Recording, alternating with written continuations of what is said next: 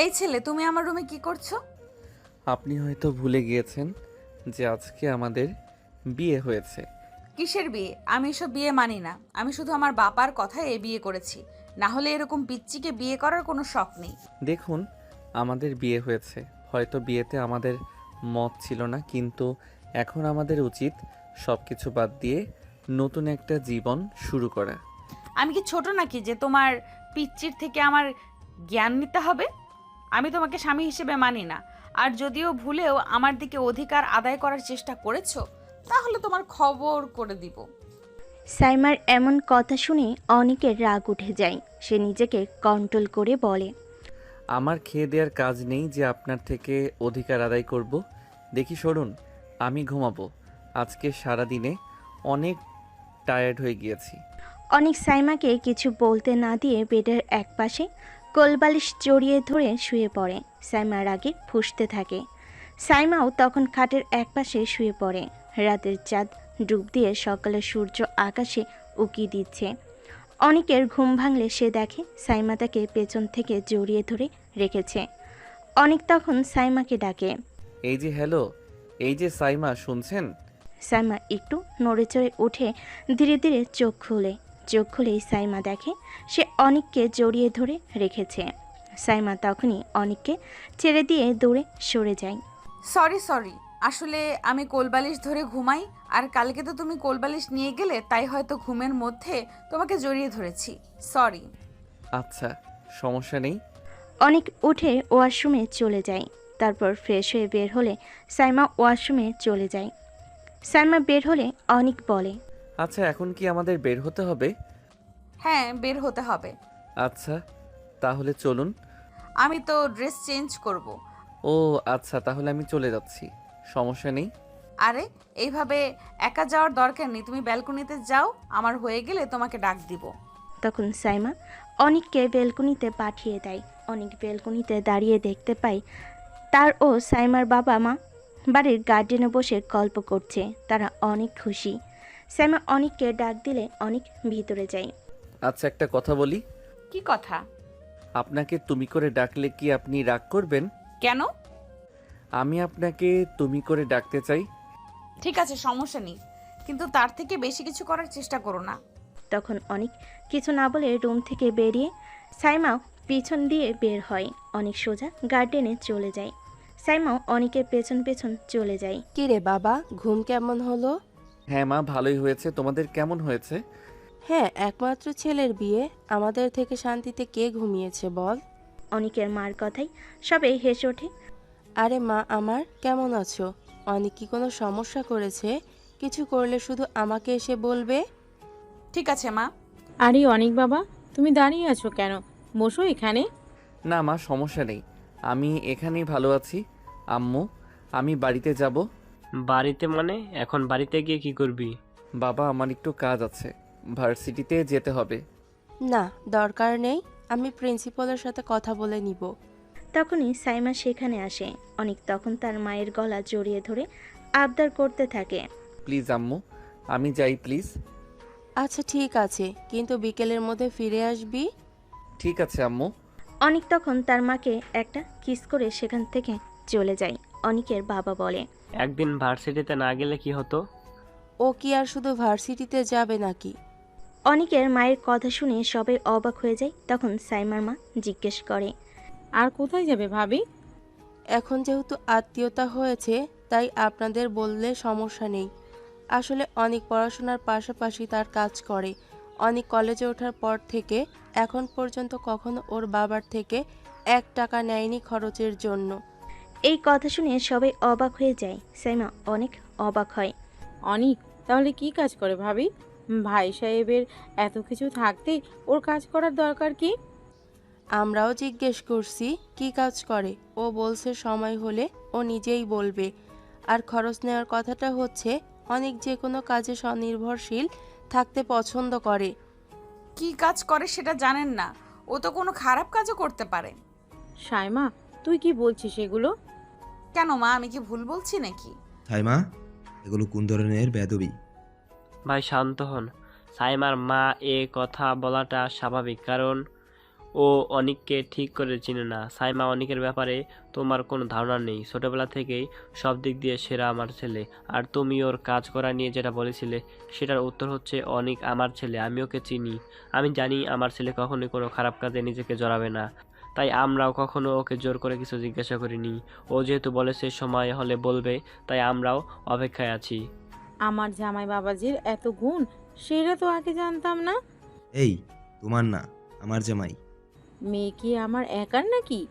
তখন সবাই হেসে ওঠে। তাদের মধ্যে কথোপকথন চলমান থাকে, কিন্তু সাইমার মনে এক প্রকার কৌতূহল জাগে অনেক কি করে। সাইমার এই চিন্তা, কিন্তু আমাদের মনেও এক কৌতূহল জাগে যে কৌতূহলের সমাপ্তি গল্পেরই এক পর্যায়ে হবে।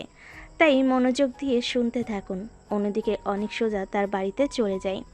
দারোয়ান গেট খুলে দেয়, কাজের লোক দরজা খুলে দেয়। অয়ন সোজা তার রুমে গিয়ে আলমারি থেকে একটি ব্যাগ বের করে কাঁধে নেয়। তারপর একটি G18 পিস্তল প্যান্টে নিয়ে রুম থেকে সোজা গ্যারেজে চলে যায়। তারপর তার MT-15 নিয়ে বেরিয়ে যায়। অনেক তখন একজনকে কল করে। কল ধরতেই ওপাশ থেকে শোনা যায়, আসসালামু আলাইকুম স্যার। ওয়ালাইকুম আসসালাম। অর্ণব, তুমি কোথায়? জি স্যার, আমি অফিসে আছি, আপনি কোথায়? আচ্ছা, আমি এখন ভার্সিটিতে যাচ্ছি। তারপর সেখান থেকে সোজা মিশন প্লেসে চলে যাব। তুমি বরাবর দুপুর 1টায় বাকিদের নিয়ে রেডি থেকো। আচ্ছা স্যার, ঠিক আছে। অনেক কল কেটে বাইকের স্পিড বাড়িয়ে সোজা চলে যায় ভার্সিটিতে। ভার্সিটিতে গিয়ে বাইক স্টার্ট করা না মাত্রই তার বন্ধু ও বান্ধবী তার কাছে আসে। নয়ন বলে, কিরে, কালকে বিয়ে করলি আর আজকে ভার্সিটিতে? আমি তো কিছু বুঝতে পারছি না। এখানে না বোঝার কি আছে? আরে, তুই কি মানুষ না অন্য কিছু? কালকে বিয়ের পড়ছিস, আজকে বউয়ের সাথে সময় কাটাবি, আর তুই ভার্সিটিতে চলে আসিস? এটা কেমন হলো? এটা ভালোই হলো। আরে ভাই, তুই হাসছিস কেন? ওরা তো ঠিকই বলেছে। আমরা মনে করেছি তুই বিয়ে করেছিস, এখন বউয়ের শাড়ির আঁচল ধরে ঘুমাবি, আমাদের সাথে আগের মতো সময় কাটাবি না। কি যে বলিস তোরা! কিন্তু এটা কিন্তু সত্যি যে ভাবি অনেক কিউট। যদিও তো সিনিয়র, কিন্তু উনি অনেক সুন্দরী। তুই অনেক লাকি এমন বউ পেয়েছিস। সিদ্ধির কথা শুনে অনেক মনে মনে হাসে। সে মনে মনে বলে, শুধু দেখতে সুন্দর এটা আসল নয়, মনের সৌন্দর্যটাই আসল। রাকিবের ধাক্কায় অনেকের ভাবনার জগৎ থেকে হুঁশ ফিরে। কিরে, কোথায় হারিয়ে গেলি? আচ্ছা বাদ দে, তুলি কোথায়? ওকে যে দেখছি না। তুই কি ভুলে গেছিস ও তোর গায়ে হলুদে কি পরিমাণ নেচেছিল? আর কালকে বিয়ের দিনে এত লাফালাফি করেছে যে আজকে সকালে আমাকে কল করে বলেছে ওর শরীর দুর্বল লাগছে, তাই ও আসবে না। তাদের কথার মাঝখানে ক্লাসের বেল বেজে ওঠে। তারা সবাই ক্লাসের দিকে অগ্রসর হয়। তুলির অসুস্থতার কথা শুনে অনেকের মন কিছুটা খারাপ হয়ে যায়। তারপর তারা ক্লাসে গিয়ে বসে। স্যার আসে, ক্লাস শুরু হয়। সবাই ক্লাসে মনোযোগ দেয়। 4টি ক্লাস শেষ হলে ব্রেক দেওয়া হয়। তখন অনেক তার বন্ধুদের থেকে বিদায় নিয়ে ব্যাগ নিয়ে প্রিন্সিপালের রুমে চলে যায়। প্রিন্সিপাল অনেককে দেখেই দাঁড়িয়ে যায়। আরে অনেক বাবা, তুমি এখানে? স্যার, আমাকে এত সম্মান দেখানোর দরকার নেই। আমি আপনার একজন ছাত্র মাত্র। আসলে আমি আজকে আর ভার্সিটিতে থাকতে পারবো না, আমার একটু যেতে হবে। আরে এটা তো আমাকে ফোনে বলে দিলেই হয়, কষ্ট করে তোমার আর আসার দরকার কি? আচ্ছা তুমি যাও, সমস্যা নাই। ঠিক আছে স্যার, ধন্যবাদ। অনেক তখন প্রিন্সিপালের রুম থেকে বেরিয়ে সোজা পার্কিং লটে গিয়ে বাইক নিয়ে বেরিয়ে যায়। অনেক বাইক স্টার্ট করে ভার্সিটি থেকে বেরোনোর পরই তার ফোন বেজে ওঠে। অনেক ফোন হাতে নিলে দেখে পরিচিত বিদেশি নাম্বার বেশে ওঠে। অনেক ফোনটা রিসিভ করে। তখন ওপাশ থেকে শোনা যায়, আপনাদের বোঝার সুবিধাতে ইংরেজি ভাষাকে বাংলায় রূপান্তর করা হলো। অনিক, কেমন আছো? জি স্যার, আলহামদুলিল্লাহ ভালো। আপনি কেমন আছেন? হ্যাঁ, আমিও ভালো আছি। তোমার তো আজকে একটা মিশনে যাওয়ার কথা, সেটার কি খবর? হ্যাঁ স্যার, আমি ওখানেই যাচ্ছি। স্যার এখন রাখি, আমি মিশন শেষে আপনাকে সব আপডেট পৌঁছে দিব। ওকে, অনেক সাবধানে থেকো, বাই। অনেক ফোনটি পকেটে ঢুকিয়ে সোজা একটি গোপন জায়গায় চলে যায়। সেখানে গিয়ে অনেক তার ড্রেস চেঞ্জ করে তার বাইকের নাম্বার প্লেট চেঞ্জ করে রওনা হয় মিশনের জায়গায়। অনেক যখন গোপন মিশনে ব্যস্ত, সাইমা তখন বাড়িতে বসে অস্থিরতায় ভুগছিল। অনিকের হঠাৎ চলে যাওয়াটা তাকে ভাবাচ্ছিল। সে বারান্দায় গিয়ে দেখল অনিকের বাবা মা, তার নিজের বাবা মা তখন গল্প করছে। তাদের মুখে হাসি লেগে আছে, যেন তারা অনিকের এই রহস্যময় জীবন সম্পর্কে কিছুই জানে না। সাইমার মনে প্রশ্ন জাগছিল, অনিক কি সত্যি এমন একজন মানুষ যে নিজের খরচের জন্য পরিবারের ওপর নির্ভরশীল নয়, নাকি এর পেছনে অন্য কোনো গল্প আছে? সাইমা মনে মনে বলে, আমার বাবা মাও কেমন, ছেলেটার সম্পর্কে কিছু না জেনেই বিয়ে দিয়ে দিল। অনেক কি এমন কাজ করে যেটা তার পরিবারেও জানে না? কোনো খারাপ কাজ নয় তো? সাইমারের চিন্তার মাঝে তার মা তাকে ডাকলেন। কিরে সাইমা, একা একা বারান্দায় কি করছিস? এদিকে আয়, গল্প করি। কিছু না মা, এমনি দাঁড়িয়েছিলাম। সাইমা অনিচ্ছা সত্ত্বেও তাদের গল্পের আসরে গিয়ে বসল। অনিকের মা অনিকের ছোটবেলার নানা গল্প বলছিল, কিভাবে অনিক স্কুলে বরাবর ফার্স্ট হতো, কিভাবে সে খেলাধুলায় ভালো ছিল, আর কিভাবে সে কোনোদিন কারোর কাছ থেকে অন্যায় সুবিধা নিত না। সাইমা অবাক হয়ে শুনছিল। সে ভেবেছিল অনিক হয়তো কোনো বখাটে ধরনের ছেলে হবে, কিন্তু অনিকের মার কথা শুনে সেই ধারণাগুলো ভাঙতে শুরু করলো। ও ছোটবেলা থেকেই একটু চুপচাপ ছিল, নিজের কাজ নিজে করতে পছন্দ করত। আর জানিস মা সাইমা, ও কিন্তু পড়াশোনার পাশাপাশি ভালো ছবি আঁকতে পারে। ওর আঁকা ছবি দেখে কত আর্ট গ্যালারির লোক ওকে প্রস্তাব দিয়েছিল। আর জানিস, ও নাচেও দারুণ পারদর্শী। ওর নাচ দেখলেই তুই মুগ্ধ হয়ে যাবি। কত পুরস্কার এনেছে ও, কিন্তু কোনো দিন নিজের ঢাক নিজে পেটাতো না। খুবই নিভৃতচারী। অনিকের মায়ের কথা শুনে সাইমা মনে মনে বলে, ছবি আঁকে, নাচেও পারদর্শী, এটা তো ভাবেনি। এই পিচ্চি ছেলেটার মধ্যে এত গুণ। সাইমার মনে তখন অনিককে নিয়ে এক নতুন কৌতূহল জন্ম নিচ্ছিল। যে ছেলেটাকে সে পিচ্চি আর অপদার্থ ভেবেছিল, সেই ছেলেটার মধ্যে এত গুণ লুকিয়ে আছে। সে নিজেকে ধিক্কার দিল। কেন সে এত তাড়াতাড়ি অনিককে বিচার করল? অন্যদিকে অনিক তার বাইক নিয়ে দ্রুত গতিতে একটি পুরনো নির্জন ওয়্যার হাউজের দিকে যাচ্ছিল। সে তার হেলমেট ঠিক করে নিল। তার চোখে এক ভিন্ন দৃঢ়তা ফুটে উঠল। তার পকেটে থাকা G18 পিস্তলটা যেন তার ক্ষমতার জানান দিচ্ছিল। ওয়্যার হাউজের কাছাকাছি পৌঁছাতেই সে দেখল অন্যবার বাকি 12 জন লোক আগে থেকেই অপেক্ষা করছে। তাদের পরনে কালো পোশাক, তাদের মুখ ঢাকা। স্যার, আমরা প্রস্তুত। ভালো, তোমরা তোমাদের পজিশন নাও। মনে রাখবে, আজ আমাদের টার্গেট খুবই গুরুত্বপূর্ণ। সামান্য ভুলও আমাদের পুরো মিশন নষ্ট করে দিতে পারে। অনিকের কণ্ঠস্বরে কোনো জড়তা ছিল না, শুধু ছিল একজন পেশাদার মিশনে থাকা মানুষের দৃঢ়তা। সে দ্রুত ওয়্যার হাউজের দিকে এগোতে লাগলো। ভেতরে ঢুকতেই দেখা গেল একটি বিশাল হলরুমের মাঝখানে কিছু ড্রাম রাখা আছে। অনেক ইশারায় তার দলের সদস্যদের বিভিন্ন স্থানে অবস্থান নিতে বলল। অনেক মাইক্রোফোনে বলে, অর্ণব, তুমি বাম দিকটা কভার করবে, রনি তুমি ডান দিকে, বাকিরা আমার সঙ্গে থাকবে। হঠাৎ ওয়্যার হাউজের মূল দরজা খুলে গেল আর ভেতরে প্রবেশ করলো কিছু সশস্ত্র লোক। তাদের হাতে অত্যাধুনিক রাইফেল। অনেক দ্রুত একটি ড্রামের পিছনে আশ্রয় নিল। অনেক মাইক্রোফোনে বলে, টার্গেট চলে এসেছে, মনে রাখবে কাউকে বাঁচিয়ে রাখা যাবে না, কোনো প্রমাণ পেছনে রেখে যাওয়া চলবে না। হলরুমের ভেতরে শুরু হলো এক তীব্র গোলাগুলি। গুলির শব্দে ওয়্যার হাউজের দেওয়ালগুলো কেঁপে উঠল। অনেক নির্ভুল নিশানায় তার G18 পিস্তল থেকে গুলি ছুটছিল, আর তার প্রতিটি গুলি লক্ষ্য ভেদ করছিল।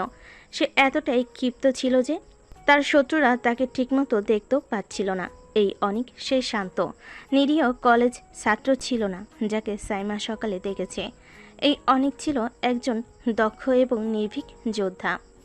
বাড়িতে তখন সবাই হাসি গল্পে মগ্ন, কিন্তু সাইমার মনে অনিককে নিয়ে এক অদ্ভুত অনুভূতি দানা বাঁধছিল।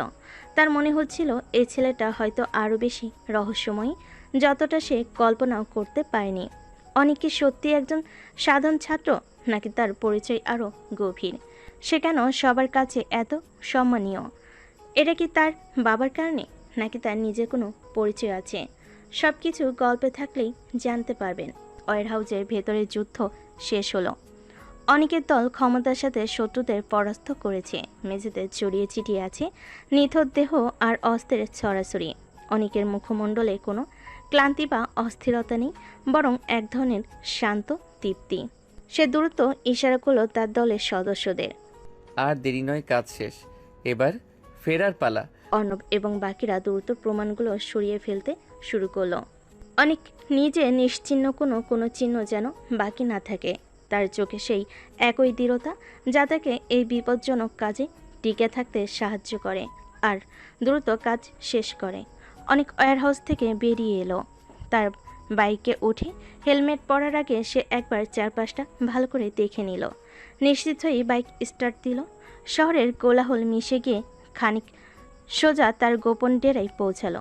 সেখানে পৌঁছে দ্রুত তার কালো পোশাক পরিবর্তন করে সাধারণ শার্ট প্যান্ট পরল। পকেট থেকে G18 পিস্তলটি বের করে যত্ন করে নির্দিষ্ট স্থানে রাখল। বাইকের নাম্বার প্লেট বদলে দিল যাতে কেউ কোনো সূত্র খুঁজে না পায়। তার ভেতরে পেশাদার যোদ্ধা যেন মুহূর্তেই অদৃশ্য হয়ে গেল। ফিরে এলো সে নিরীহ কলেজ ছাত্রের বেশ গুছিয়ে সে তার বাইকটি গ্যারেজে রেখে সাইমাদের বাড়ির দিকে রওনা দিল। অন্যদিকে সাইমাদের বাড়িতে তখনও গল্পের আসর জমে আছে। অনেকের মা অনেকের নানা গুণের কথা বলে চলেছেন। সাইমা মন দিয়ে শুনছে আর অনেক সম্পর্কে তার ধারণাগুলো ধীরে ধীরে বদলাচ্ছে। সে ভাবছে এই ছেলেটা এত কিছু লুকিয়ে রেখেছে আর সে তাকে শুধুমাত্র পিচ্ছি ভেবেছিল। তার মনে এক অদ্ভুত আকর্ষণ অনুভব করেছে। সে আকর্ষণ আগে কখনো অনুভব করেনি। আমার জামাই বাবাজি বলে কথা, এত সব গুণ তো থাকবেই। এই তোমার না, আমার জামাই।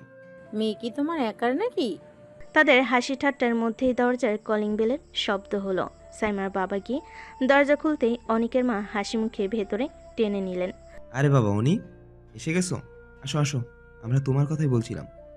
অনিককে দেখে সাইমা কিছুটা অপ্রস্তুত হয়ে উঠল। সে অনিকের দিকে আর চোখে একবার তাকালো, তারপর চোখ সরিয়ে নিল। অনিক সবার দিকে তাকিয়ে হাসলো। আসসালামু আলাইকুম, সবাই কেমন আছেন? ওয়ালাইকুম আসসালাম বাবা। আয় আয় বস এখানে। কি কাজ শেষ হলো? জি আম্মু, কাজ শেষ, একটু দেরি হয়ে গেল ফিরতে। এতক্ষণ কিসের কাজ বাবা? কি করো তুমি? অনিকের মা সাইমাকে ইশারা করলেন চুপ থাকতে। অনিক মৃদু হাসলো। তেমন কিছু না মা, একটু জরুরি কাজ ছিল। অনিকের জবাব শুনে সাইমার কৌতূহল আরও বাড়ল। এই ছেলেটা কিছুতেই নিজের কাজের কথা বলতে চাইছে না। সাইমা তখন হঠাৎ করে প্রশ্ন করলো, এতক্ষণ কোথায় ছিলে আর কিসের এত জরুরি কাজ? অনিক সাইমার দিকে তাকালো। তার চোখে এক ঝিলিক বিস্ময় ফুটে উঠল। তারপর সে নিজেকে সামলে নিল। সাইমা বুঝতে পারল সে হয়তো একটু বেশি প্রশ্ন করে ফেলেছে। কেন তোমার এত কৌতূহল কেন? কৌতূহল তো হবেই, তুমি সকালে কাজ আছে বলে চলে গেলে আর এখন ফিরলে। কি এমন কাজ যে তোমার পরিবারও জানে না? সাইমার প্রশ্নে কিছুটা নীরবতা নেমে এলো। অনিকের বাবা মা কিছুটা অস্বস্তিতে পড়লেন। অনিক হাসলো। সে হাসি যেন তার সব রহস্যকে আড়াল করে রাখছিল। কাজের কথা তো একদিন জানতেই পারবে, এত অস্থির হচ্ছ কেন? অনিকের এমন কৌশলী জবাবে সাইমা আরও বিরক্ত হলো। সে তখন অন্যদিকে মুখ ঘুরিয়ে নিল। অনিকের মা পরিস্থিতি হালকা করতে বলেন, আরে বাবা, অনিক তো এসেছে, এখন চলো সবাই মিলে কিছু খাই। অনিকের বাবা তুমিও এসো। সবাই ডাইনিং টেবিলের দিকে এগিয়ে গেল। সাইমা অনিচ্ছা সত্ত্বেও তাদের পেছন পেছন গেল। খেতে খেতে অনেক সবার সাথে স্বাভাবিক গল্প জুড়ে দিল, যেন কিছুই হয়নি। কিন্তু সাইমার মনে অনেককে নিয়ে প্রশ্নগুলো ঘুরপাক খাচ্ছিল। এই ছেলেটাকে, তার আসল পরিচয় কি, আর কেনই বা সে নিজের কাজ গোপন রেখেছে। রাতের খাবার শেষ করে সবাই মিলে কিছুক্ষণ গল্প করলো। সাইমার বাবা মা এবং অনিকের বাবা মা তাদের নতুন সম্পর্কের সমীকরণ নিয়ে বেশ খুশি। তারা নানা খুনসুটি আর হাসি ঠাট্টায় মেতে উঠলেন। কিন্তু সাইমা এবং অনিক দুজনেই নিজেদের জগতে মগ্ন। সাইমা অনিকের রহস্যময় আচরণ নিয়ে ভাবছিল, আর অনিক যেন তার নিজের জগতে ডুব দিয়েছিল। একসময় অনিকের মা বলেন, তোমরা এখন রুমে যাও, সারাদিন নিশ্চয়ই অনেক ধকল গেছে। সাইমা অনিচ্ছা সত্ত্বেও উঠে দাঁড়ালো। অনিক পেছন পেছন রুমের দিকে গেল। রুমে ঢুকেই সাইমা নিজের বিছানার দিকে এগিয়ে গেল, যেন অনিকের উপস্থিতি তাকে অস্বস্তিতে ফেলছে। অনিক তখন সাইমার দিকে তাকিয়ে হাসলো। আচ্ছা সাইমা, তুমি কি আমাকে আজও কোলবালিশ মনে করে জড়িয়ে ধরবে? অনিকের কথায় সাইমা চমকে উঠল। তার গালে হালকা লালিমা দেখা দিল। কি বলছো এসব? একদম ফালতু কথা বলবে না। কিসের ফালতু কথা? গতকাল তো দেখলে আমাকে না পেলে তোমার ঘুমিয়ে আসে না। অনিক শোনো, আমি শুধু কোলবালিশ ধরে ঘুমাই, আর কালকে তুমি সেটা নিয়ে গিয়েছিলে আর ভুল করে এমন হয়েছে। একদম বাজে কথা বলবে না। ও, তাহলে আমার জন্য তোমার ঘুম নষ্ট হবে? তোমার শান্তির জন্য আমি না হয় কোলবালিশই হয়ে থাকি। অনেক সাইমার দিকে দুষ্টামি ভরা চোখে তাকালো। সাইমা তখন আরো রেগে গেল। বেশি বাড়াবাড়ি করবে না কিন্তু, আমার রাগিয়ে দিলে তোমার খবর আছে। বাব্বা, এত রাগ! নতুন বউয়ের তো এমন রাগ থাকা উচিত না। বরকে একটু আদর যত্ন করবে, মিষ্টি মিষ্টি কথা বলবে। অনেক সাইমার দিকে এক পা এগিয়ে যেতেই সাইমা দ্রুত সরে গেল। একদম কাছে আসবে না। তুমি কি ভুলে গেছো আমাদের বিয়েটা কেমন পরিস্থিতিতে হয়েছে? আমি এই বিয়ে মানি না, আর তোমাকেও স্বামী হিসাবেও না। মানো না, কিন্তু গতকাল রাতে তো বেশ মানছিলে, তাই না? অনেক আবারও সাইমাকে খোঁজা দিল। সাইমা এবার আর নিজেকে ধরে রাখতে পারল না। অনেক, আমার কথা কানে ঢুকছে না তোমার? যদি এক পাও এগিয়ে আসো তাহলে কিন্তু ভালো হবে না। সাইমা তার দিকে তাকিয়ে এমনভাবে কথা বলল যেন তার চোখে আগুন জ্বলছে। অনেক তখন হাসতে হাসতে বিছানার এক পাশে গিয়ে বসল। আচ্ছা বাবা, ঠিক আছে, আর যাব না। তোমার তো দেখছি অনেক রাগ। অনেক তখন সাইমার দিকে তাকিয়ে রইল। সাইমা অন্যদিকে মুখ ঘুরিয়ে নিল। কিছুক্ষণ পর অনেক হালকা গলায় বলল, আচ্ছা, আমি তো তোমার থেকে ছোট, তাই না?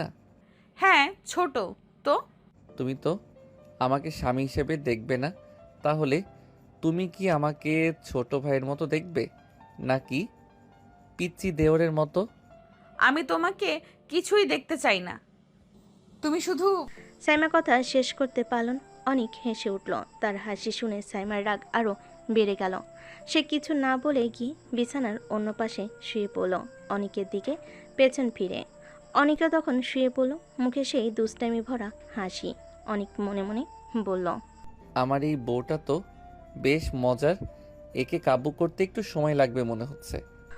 অনেক বুঝতে পারছিল সাইমার এই রাগ তার অনিচ্ছা থেকে নয়, বরং পরিস্থিতি এবং তার নিজের মধ্যে থাকা এক ধরনের দ্বিধা থেকে। অনেকের চোখে তখন এক ভিন্ন ঝলক দেখা গেল।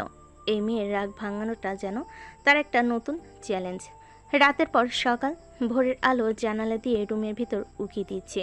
অনেকের ঘুম ভাঙল, আর মোড়া ভেঙে পাশ ফিরতেই তার চোখ সানা বড়া।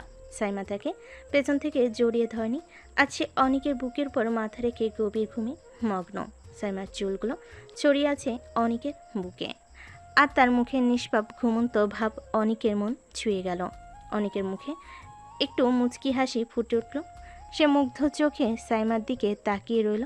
অনেক মনে মনে বলল, বাহ, এই মেয়েটা ঘুমিয়ে থাকলে যেন দেবীর মতো শান্ত আর স্নিগ্ধ লাগে, জেগে থাকলে তো রাগের আগ্নেয়গিরি। অনেক খুব সাবধানে নিজের হাত বাড়িয়ে টেবিল থেকে তার ফোনটি নিল। একবার ফোনটি হাতে নিয়েও সে ছবি তোলার কথা ভাবল না, শুধু সাইমার ঘুমন্ত মুখের দিকে তাকিয়ে মুচকি হাসল। অনেক আবার মনে মনে বলে, ঘুমন্ত বউটাকে কত কিউট আর মায়াবী লাগছে, কিন্তু জেগে গেলে রেগে ভূত হয়ে যায়। অনেক ফোনটা এক পাশে রাখলো। তার হাত সাইমার চুলের ওপর দিয়ে আলতো করে বুলিয়ে দিল। সাইমার নরম স্পর্শে অনেকের মনে এক অদ্ভুত ভালো লাগাই ভরে উঠল। এই মুহূর্তে সাইমা যত রাগ, যত দূরত্ব, সব যেন তুচ্ছ মনে হলো। অনেকের মনে হলো এই মুহূর্তটা যদি চিরকাল থাকতো। কিছুক্ষণ পর সাইমা নড়েচড়ে উঠল। ঘুমের ঘর কাটতে সে ধীরে ধীরে চোখ খুলল। চোখ খুলে সে দেখল অনেক তার দিকে তাকিয়ে আছে এবং সে অনেকের বুকের ওপর ঘুমিয়ে আছে। মুহূর্তে সাইমার মুখের রক্ত যেন জল হয়ে গেল। সে বিদ্যুৎ স্পৃষ্টের মতো অনেকের বুক থেকে সরে গেল। অনেক, তুমি তুমি আমার দিকে এইভাবে তাকিয়ে আছো কেন? আর আমি তোমার বুকের উপর, কি হচ্ছে এসব? সাইমার মুখ লাল হয়ে গেল। তার চোখে এক ধরনের অস্বস্তি আর বিরক্তি ফুটে উঠল। অনেক তখনও হেসে চলেছে। কি হবে আবার? তুমি তো আমাকে জড়িয়ে ধরে ঘুমাচ্ছিলে, আমি তো শুধু দেখছিলাম। মিথ্যে কথা, আমি আমি একদমই তোমাকে ধরিনি, তুমি হয়তো আমাকে টেনেছো। আমি তো ঘুমিয়েছিলাম, তুমি তো নিজে এসে আমার বুকে মাথা রেখে ঘুমালে। অনেকের কথা শুনে সাইমার চোখ বড় বড় হয়ে গেল। সে রাগে ফুঁসতে ফুঁসতে অনেকের দিকে এগিয়ে এলো। অনেক বুঝতে পারলো সাইমার রাগ তখন চরমে। সে দ্রুত বিছানা থেকে উঠে দাঁড়ালো। আরে আরে, শান্ত হও, রাগলে তোমাকে আরও বেশি সুন্দর লাগে। কিন্তু তাই বলে এত রাগ? আচ্ছা বাবা, আমি ওয়াশরুমে যাচ্ছি, তুমি ফ্রেশ হয়ে নাও। অনেক আর কোনো কথা না বলে ওয়াশরুমের দিকে হাঁটা দিল। সাইমার রাগে চোখ বন্ধ করে একটা দীর্ঘশ্বাস ফেলল। এই ছেলেটা তাকে দিনে দিনে আরও বেশি বিরক্ত করছে, কিন্তু তার মনে কোথাও একটা চাপা হাসি ফুটে উঠল। অনেকের দুষ্টামিগুলো তার খারাপ লাগছিল না, বরং এক নতুন অনুভূতি দিচ্ছিল। সাইমা মনে মনে বলে, ছি, কেমন লজ্জা লাগছে। আমি কি সত্যি ওকে এইভাবে জড়িয়ে ধরেছিলাম? সাইমার মনে ছিল তখন মিশ্র অনুভূতি, রাগ, বিরক্তি, লজ্জা আর এক অদ্ভুত ভালো লাগা। অনেকের এই অপ্রত্যাশিত আচরণটাকে ভাবিয়ে তুলছে। এবার কি সাইমা অনেকের এই দুষ্টামিগুলো মানিয়ে নিতে পারবে, নাকি তাদের সম্পর্ক আরও জটিল হবে? চলুন দেখা যাক সামনে কি হয়। অনেক ওয়াশরুম থেকে ফ্রেশ হয়ে বেরোতেই সাইমা তাড়াতাড়ি করে ওয়াশরুমে চলে গেল। তার মুখে তখনও গতরাতের ঘটনার রেশ। অনেক হাসলো। সাইমা ফ্রেশ হয়ে বেরোলে তারা দুজনে একসাথে নিচে গেল। নিচে গিয়ে দেখলো পরিবারের সবাই নাস্তার টেবিলে বসে আছে। সাইমার মা তাদের দেখে হাসি মুখে ইশারা করলেন বসতে। তারা দুজনে টেবিলে গিয়ে বসলো। নাস্তা করার এক পর্যায়ে অনেকের বাবা সাইমাকে উদ্দেশ্য করে বলেন, সাইমা মা, তুমি তৈরি হয়ে নিও। কিন্তু কেন বাবা? আজকে থেকে তোমাকে তোমার নতুন ঠিকানায়, অর্থাৎ তোমার শ্বশুরবাড়িতে থাকতে হবে, যেটা এখন তোমার নিজেরই নতুন বাড়ি। অনেকের বাবার কথায় সাইমার মুখটা ফ্যাকাশে হয়ে গেল। সে ইতস্তত করে বলল, কিন্তু বাবা, এত তাড়াতাড়ি? অনেকের মা তখন সাইমার হাত ধরে বললেন, সাইমা, একদিন তো যেতেই হবে, এখন তাড়াতাড়ি বলে লাভ নেই। বিয়ের প্রথম কয়েকদিন এরকম সবারই কষ্ট হয়, বাবার বাড়ি ছেড়ে চলে যেতে, কিন্তু পরে ধীরে ধীরে মানিয়ে নেওয়া যায়। সাইমার মা কাছে এসে তার মাথায় হাত বুলিয়ে বললেন, আর বারণ করিস না মা। মায়ের কথায় সাইমার চোখ ভিজে উঠল। সে কোনো মতে বলল না। আচ্ছা, আমি তৈরি হয়ে নিব। নাস্তা শেষে সাইমা আর অনেক তাদের রুমে গেল। সাইমা তখনও মনমরা হয়েই ছিল। সে আলমারি খুলে তার জামাকাপড় গোছাতে লাগলো এবং কিছু গুরুত্বপূর্ণ জিনিসপত্র ব্যাগে ভরতে শুরু করলো। অনেক লক্ষ্য করলো সাইমার মন খারাপ। সে চুপচাপ সাইমার পাশে গিয়ে দাঁড়ালো। মন খারাপ করছো কেন? একদিন তো যেতেই হবে। সাইমা কোনো উত্তর দিল না, শুধু নীরবে তার জিনিস গোছাতে লাগলো। অনেক সাইমার কাঁধে আলতো করে হাত রাখলো। এভাবে কাঁদছো কেন? আমি তো আছি। সাইমা অনেকের হাত সরিয়ে দিল। তার চোখ দিয়ে দু ফোঁটা জল গড়িয়ে পড়ল। অনেক বুঝতে পারল সাইমার এই মুহূর্তে কোনো সান্ত্বনা ভালো লাগবে না। সে আর কিছু না বলে চুপ করে বসে রইল। সব কিছু গুছিয়ে প্রায় 11টার দিকে সাইমান তার নতুন ঠিকানার উদ্দেশ্যে বের হলো। বিদায়বেলায় সাইমা তার মাকে জড়িয়ে ধরে কান্নায় ভেঙে পড়ল। মা, আমি কিভাবে থাকবো তোমাদের ছাড়া? আমার খুব কষ্ট হচ্ছে। আহা মা আমার, কেঁদো না, এটাই তো নিয়ম। সব মেয়েকেই একদিন নিজের বাড়ি ছেড়ে যেতে হয়। আমরা তো সব সময় তোমার পাশেই আছি। আর অনেক তো আছে তোমার সাথে। ও খুব ভালো ছেলে, দেখিস ও তোকে অনেক ভালোবাসবে। আমার কেন জানি খুব ভয় লাগছে মা। ভয় কিসের মা? সব ঠিক হয়ে যাবে। যখনই মন খারাপ হবে আমাদের ফোন করবি, আমরা তো আছি। সাইমার মা তাকে বুকে টেনে নিয়ে সান্ত্বনা দিলেন। সাইমা অশ্রুসিক্ত চোখে সবাইকে বিদায় জানিয়ে গাড়িতে গিয়ে বসলো। গাড়িতে বসেও তার মন খারাপ ছিল। সে হালকা কাঁদছিল। অনেক ড্রাইভিং সিটে বসে একবার সাইমার দিকে তাকালো। সাইমার ভেতরে কষ্টটা সে বুঝতে পারছিল। কিছুক্ষণ পর গাড়ি অনেকের বাড়ির সামনে এসে থামলো। বিশাল সিমসাম বাড়িটা দেখে সাইমা একটা দীর্ঘশ্বাস ফেলল। আজ থেকে এটাই তার নতুন ঠিকানা, নতুন একটা জীবন, অজানা একটা যাত্রা। অনেক আর সাইমা গাড়ি থেকে নামলো। তাদের পেছন পেছন বাকিরাও সবে মিলে বাড়ির ভিতর প্রবেশ করলো। অনেকের মা হাসি মুখে সাইমার দিকে এগিয়ে এলেন। এসো মা সাইমা, এটাই তোমার নতুন বাড়ি, নিজের বাড়ি মনে করবে। জি মা। আর চিন্তা করো না, এখানে সবাই তোমাকে ভালোবাসবে। কোনো কিছুর দরকার হলে আমাকে বলতে দ্বিধা করবে না। ঠিক আছে মা। কথা শেষ হলে সাইমা অনেকের পিছে পিছে তাদের রুমে গেল। রুমে ঢুকে সাইমা পুরোই অবাক হয়ে গেল। অনেকের রুমটি খুব সুন্দর গোছানো এবং অনেক সুন্দর ছিল। চারিদিকে দেওয়ালের পেন্টিং, মোটিভেশনাল স্পিচ লাগানো, সুন্দর ফার্নিচার ও লাক্সারিয়াস ডিজাইন, সব কিছু মিলে রুমটি ছিল পুরাই পারফেক্ট। সাইমার মনে পড়ল অনেকের মায়ের কথাই, আমার ছেলে সব দিক থেকে পুরাই পারফেক্ট। অনেকের রুমটি যেন তারই একটি প্রতিফলন। সাইমা তার ব্যাগ থেকে জামা কাপড় বের করতে শুরু করলো। অনেক আলমারির একটি সাইড খালি করে দিল। সাইমা নিজের জামা কাপড় গোছাচ্ছিল আর অজান্তেই তার নিজের বাড়ির কথা মনে পড়ছিল। পুরনো স্মৃতিগুলো তার চোখের জল এনে দিল। সাইমার অজান্তেই তার চোখ দিয়ে দুফোঁটা পানি গড়িয়ে পড়ল। সে তখন সামনের দিকে ফিরতেই অনেক লক্ষ্য করলো সাইমার চোখে পানি। অনেক বুঝতে পারল সাইমার চোখে পানি আসার কারণ। সে ধীর পায়ে সাইমার কাছে এগিয়ে গেল। কি হলো, কাঁদছো কেন? তোমার কি খুব খারাপ লাগছে? সাইমা কোনো উত্তর না দিয়ে শুধু মাথা নাড়ল। অনেক সাইমার কাঁধে হাত রাখলো। ঠিক তখনই সাইমা অনেককে সজোরে জড়িয়ে ধরে কানে ভেঙে পড়ল। অনেক বুঝতে পারল সাইমার মনে অনেক কষ্ট জমে আছে। সে আলতো করে সাইমার পিঠে হাত বুলিয়ে সান্ত্বনা দিতে লাগলো। কেঁদো না, সব ঠিক হয়ে যাবে, আমি তো আছি তোমার পাশে। কিছুক্ষণ পর সাইমা নিজেকে সামলে অনেককে ছেড়ে দিল। সে কিছুটা অপ্রস্তুত হয়ে অনেকের দিকে তাকিয়ে বলল, সরি, আমি অনেক ইমোশনাল হয়ে গিয়েছিলাম, তাই জড়িয়ে ধরেছি। কিছু মনে করো না। না, সমস্যা নেই, যখনই মন খারাপ হবে আমাকে জড়িয়ে ধরতে পারো, আমি আছি। তুমি কি মজা নিচ্ছ? অনেকের কথা শুনে সাইমা কিছুটা অবাক হলো। তার চোখে এক ঝলক হাসি দেখা গেল। অনেকের এই সহানুভূতিশীল আচরণ তার মনে এক নতুন অনুভূতি জাগিয়ে তোল। হয়তো এই পিচ্চি ছেলেটা ততটাও খারাপ না যতটা সে ভেবেছিল।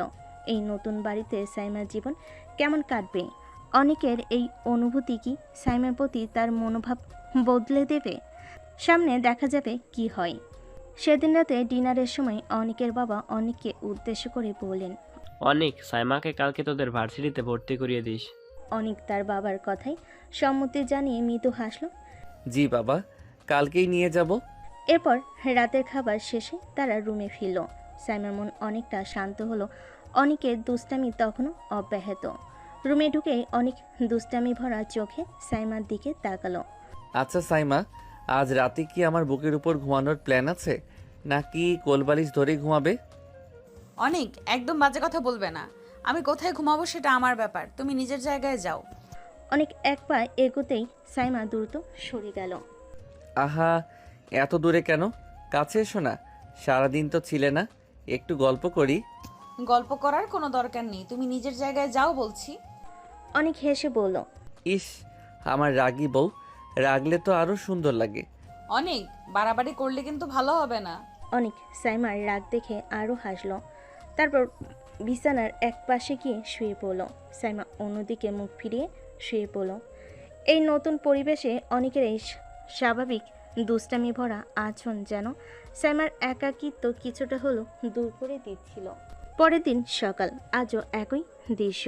অনেকের ঘুম ভাঙতে দেখল সাইমা তার বুকের উপর মাথা রেখে শান্তিতে ঘুমোচ্ছে। অনেক হেসে সাইমার কপালে আলতো করে একটা চুমু খেলো। অনেক মনে মনে বলে, আমার এই রাগী বউটা ঘুমিয়ে থাকলে যেন অন্যরকম হয়ে যায়, কি মায়াবী লাগে। কিছুক্ষণের মধ্যেই সাইমার ঘুম ভাঙলো।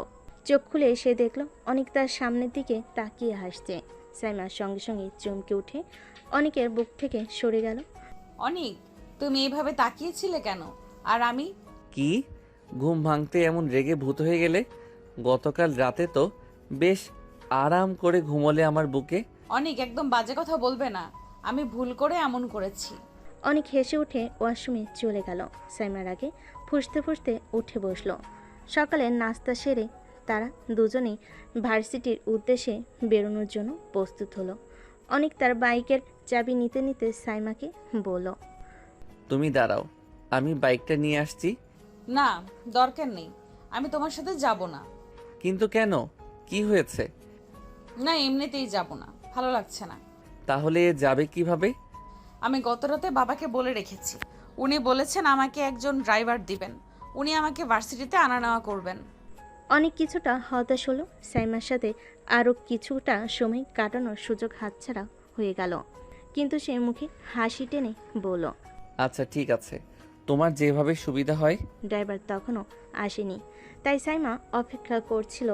অনেক তখন তার বাইকটি নেওয়ার জন্য গ্যারেজে ঢুকলো। সাইমা তার পিছে পিছে গ্যারেজে ঢুকতে তার চোখ দুটো বড় বড় হয়ে গেল। সে অনেকের এত দামি গাড়ি এবং বাইকের কালেকশন দেখে অবাক হয়ে গেল। স্পোর্টস বাইক থেকে শুরু করে বিলাসবহুল গাড়ি সবই থরে থরে সাজানো। এগুলো কি সব তোমার? হ্যাঁ, এগুলো সব আমার নিজের টাকায় কেনা। অনেকের কথা শুনে সাইমা অবাকের পর অবাক হলো। একজন কলেজ ছাত্র এত টাকা কিভাবে উপার্জন করে? তার রহস্যময়ী জীবনের আরেকটা দিক যেন সাইমার সামনে উন্মোচন হলো। অনেক তখন একটি R15 বাইকে স্টার্ট দিয়ে সাইমাকে বলে, তাহলে ভার্সিটিতে দেখা হচ্ছে। এটা বলেই অনেক বাইকে টান দিয়ে ঝড়ের বেগে চলে গেল। সাইমা হতভম্ব হয়ে তাকিয়ে রইল। কিছুক্ষণ পর সাইমার ড্রাইভার আসলো। সাইমা গাড়িতে উঠে বসে ভার্সিটির জন্য রওনা দিল। সাইমা যখন ভার্সিটিতে পৌঁছালো, গাড়ি থেকে নামলো, তখনই অনেক তার সামনে এসে দাঁড়ালো। চলো। অনেক সাইমাকে নিয়ে প্রিন্সিপালের রুমে চলে গেল। প্রিন্সিপাল অনেককে দেখে চেয়ার ছেড়ে উঠে দাঁড়ালেন। আরে অনেক বাবা, এসো এসো। অনেক ইশারা দিয়ে ওনাকে বসতে বলল। সাইমা অনেকটা অবাক হয়ে গেল। অনেকের প্রতি প্রিন্সিপালের এই সম্মান দেখে সাইমার মনে নতুন প্রশ্ন জাগলো। এরপর সকল ভর্তির কাজ শেষ করে অনেক সাইমাকে নিয়ে তার বন্ধুদের কাছে গেল। কিরে অনিক, তুই একা এলি কেন? ভাবি কই? আরে এই তো ভাবি, সাইমা, এরা আমার বন্ধু নয়ন, রাকিব, সিথি আর বন্ধুরা এ হলো সাইমা। সাইমা সবার দিকে তাকিয়ে হাসলো। আরে বাহ, ভাবি তো অনেক সুন্দর, কিউটের ডিব্বা। আমি আগেই বলেছিলাম অনেক অনেক লাকি। ভাবি কেমন আছেন? জি, ভালো আছি। তার কিছুক্ষণ গল্প করলো। সাইমা দেখলো অনেকের বন্ধুরা বেশ সহজ এবং বন্ধুত্বপূর্ণ। তাদের সাথে কথা বলতে তার ভালোই লাগছিল। তারপর অনেক সাইমাকে তার ক্লাসে পৌঁছে দিল। এই তোমার ক্লাস, কিছু লাগলে আমাকে ডেকো। ঠিক আছে। সাইমাকে বিদায় দিয়ে অনেক নিজের ক্লাসে চলে এলো। সাইমা ক্লাসে ঢুকলো, কিন্তু তার মনটা তখনও অনেকের রহস্যময় জগৎ আর তার বন্ধুদের সাথে হওয়া কথোপকথন নিয়ে আচ্ছন্ন ছিল। ভার্সিটির ক্লাস শেষ হলো। সাইমা তার ক্লাস থেকে বেরিয়ে অনেককে খুঁজছিল। ঠিক তখনই অনেক সাইমার সামনে এসে দাঁড়ালো। অনেকের মুখে দুষ্টু হাসি। সে সাইমার দিকে তাকিয়ে জিজ্ঞেস করলো, কি বউ, আমাকে খুঁজছিলে তাই না? আমার আর খেয়ে দেয়ে কাজ নেই। সাইমা অনেককে আর কিছু না বলে সোজা গিয়ে গাড়িতে উঠে পড়ল। অনেক তাকে পেছন থেকে কয়েকবার ডাকলো। সাইমা পাত্তা না দিয়ে সোজা গাড়িতে উঠে পড়ল। সাইমার এমন আচরণ দেখে অনেক কিছুটা কষ্টে পেল। সে একটা দীর্ঘশ্বাস ফেলে তার বাইকের দিকে এগিয়ে গেল। তারপর অনেক সোজা তার অফিসে চলে গেল। গেট দিয়ে ঢুকতেই দারোয়ান স্যালুট করলো। অফিসের ভিতর ঢুকলে সবাই তাকে স্যার বলে কুশল বিনিময় করলো। অনেক গিয়ে তার কেবিনে বসলো। তখন সেখানে অর্ণব আসলো। May I come in sir? হ্যাঁ, আসো। অর্ণব হাতে কয়েকটা ফাইল নিয়ে ভেতরে আসলো। স্যার, আমাদের এই 4টি ফাইল কমপ্লিট হয়েছে। এই সবগুলো মিশন আমরা ভালোভাবে কমপ্লিট করতে পেরেছি। এখন বাকি এই একটি ফাইল নতুন এসেছে। এটা হচ্ছে GZ গ্রুপ ফাইল। কেউ তাদের ব্যাপারে কোনো খোঁজ খবর জানে না। এখন NSI হেড অফিস থেকে আমাদের CID-তে এই কেসটি সলভ করার জন্য রিকোয়েস্ট করা হয়েছে, আর আমেরিকার হেড অফিস থেকে আপনাকে এই কেসটি সলভ করার জন্য রিকোয়েস্ট করা হয়েছে। আচ্ছা ঠিক আছে, তুমি যাও, আমি দেখছি। আর এই ফাইলটার একটা কপি আমার জিমেইলে পাঠিয়ে দাও। অর্ণব ঠিক আছে বলে রুম থেকে চলে গেল। তারপর অনেক একটি দীর্ঘশ্বাস ফেলে ফাইলটি হাতে নিল। ফাইলটি দেখছিল, তখনই তার চোখ আটকে গেল ফাইলের নামের উপরে থাকা একটি নামের উপর। নামটি ছিল সাইম চৌধুরী, যাকে GZ গ্রুপের লিডার হিসেবে ধরা হয়েছে এবং যার নামে সবচেয়ে বেশি মামলা রয়েছে। অনেকের মনে আসলে যে সাইমাদের ফ্যামিলি টাইটেল হচ্ছে চৌধুরী আর সাইমার বড় ভাইয়ের নাম হচ্ছে সাইম চৌধুরী। অনেকের কিছুটা সন্দেহ হলো, এটাই কি সেই সাইম চৌধুরী? অনেক ফাইলে থাকা সাইম চৌধুরীর সম্পর্কে যত তথ্য আছে সবগুলো ছবি তুলে নিল। তারপর ছবিগুলো এক জায়গায় পাঠিয়ে কল করলো অনেক ফোনে। যত তথ্য দিয়েছি এই সকল তথ্যের ভিত্তিতে লোকটির একটি ছবি খুঁজে বের করো। কথাটি বলেই অনেক ফোন কেটে দিল। তারপর অনেক চেয়ার থেকে উঠে দাঁড়ালো। কেবিন থেকে বেরিয়ে তার বাইক নিয়ে আবার বাড়ির উদ্দেশ্যে রওনা হলো। বাড়িতে পৌঁছে অনেক বাইক পার্কিং করে বাড়িতে প্রবেশ করলো। তখনই সাইমা তার সামনে এসে দাঁড়ালো। এতক্ষণ কোথায় ছিলে? এমনিতে তেমন কিছু না, অল্প একটু কাজ ছিল আর কি। কি কাজ বলো আমাকে? অনেকের কথা এড়িয়ে যাওয়ার চেষ্টা করলো, কিন্তু সাইমা একের পর এক প্রশ্ন করতে লাগলো। তুমি তো সবসময় বলো কাজ ছিল, কিন্তু কি কাজ তা কখনো বলো না। তুমি কি কিছু লুকাচ্ছ আমার থেকে? আরে না, তেমন কিছু না। এখন এসব নিয়ে কথা বলতে ইচ্ছে করছে না। আমি একটু ফ্রেশ হয়ে আসি। ঠিক তখনই অনেকের মা সেখানে এসে সাইমাকে থামালেন। আহা সাইমা, এসেছে তো, এখন একটু ফ্রেশ হতে দাও। এই ফাঁকে অনেক দ্রুত রুমে চলে গেল। সাইমা অনেকের মায়ের দিকে তাকিয়ে রইল। তার মনে তখনও সাইম চৌধুরীকে নিয়ে ঘুরপাক খাচ্ছিল এক অজানা আশঙ্কার মেঘ। সাইমা কি অনেকের রহস্যময় জীবনের গভীরে প্রবেশ করতে পারবে, নাকি এই রহস্য তাদের সম্পর্কে নতুন দেওয়াল তৈরি করবে? জিজেড গ্রুপের সাইম চৌধুরী কি সত্যি সাইমার ভাই? সব কিছুর উত্তর জানতে হলে গল্পের সাথেই থাকুন। অনেক রুমে চলে যেতেই সাইমা গভীর চিন্তায় মগ্ন হয়ে গেল। সাইম চৌধুরী, জিজেড গ্রুপ, এই সব কিছুর সাথে তার অনেকের কি সম্পর্ক? অনেকের রহস্যময় জীবন যেন আরও জটিল হয়ে উঠেছে। সাইমা মনে এক মিশ্র অনুভূতি, রাগ, কৌতূহল আর এক অজানা আকর্ষণ। সেদিন রাতে ডিনারের পর সবার সাথে স্বাভাবিক গল্প হলেও সাইমা আর অনেক দুজনে যেন নিজেদের জগতে ছিল। অনেক বারবার সাইমার দিকে আর চোখে তাকাচ্ছিল, আর সাইমা অনেকের দিকে তাকানোর চেষ্টা করছিল। ডিনারের পর সবাই যার যার রুমে চলে গেল। রুমে ফিরে সাইমা আর অনেকের মধ্যে আবারও সেই দুষ্টামি শুরু হলো। কি সাইমা, আজও কি আমার বুকের উপর ঘুমিয়ে পড়ার ইচ্ছে আছে? অনেক, আবার শুরু করেছো?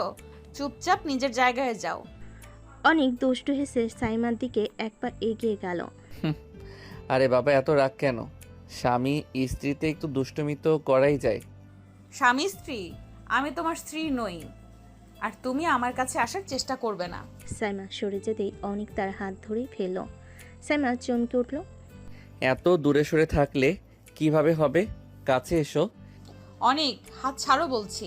অনেক সাইমার চোখের দিকে তাকিয়ে একটা রহস্যময় হাসি দিল। সাইমা সেই হাসিতে কিছুটা বিচলিত হলো। অনেক সাইমার হাত ছেড়ে দিল, তারপর বিছানার একপাশে গিয়ে শুয়ে পড়ল।